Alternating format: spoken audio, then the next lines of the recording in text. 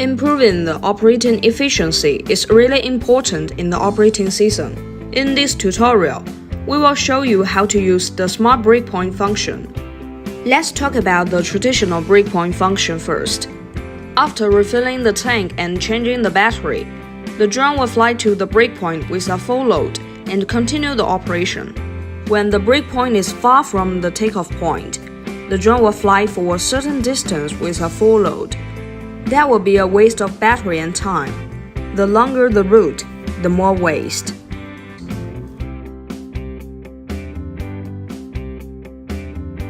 This function will replan the route for the most suitable breakpoint. With this function, you can operate in a battery-saving, flight time-saving, and effective way. Some users asked why the Smart Breakpoint function is disabled sometimes. Let me explain. When the drone flies away from the takeoff point, the function is not available. When there is any obstacle inside the field, the function is not available. When the drone flies toward the takeoff point, the function is available. Let's see how this function works. The breakpoint will record when the autonomous operation mode paused. The drone will fly back to the takeoff point. Click Continue after replacing the battery and refilling the tank.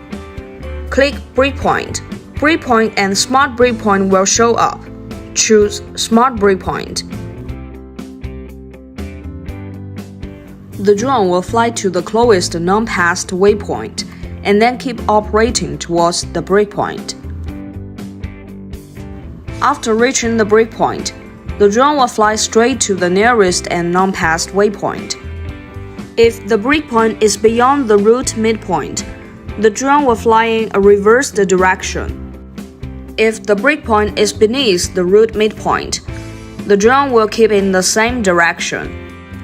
This is the execution logic of the Smart Breakpoint function, which can improve the working efficiency and operate in a battery-saving and time-saving way. That's the end of this tutorial.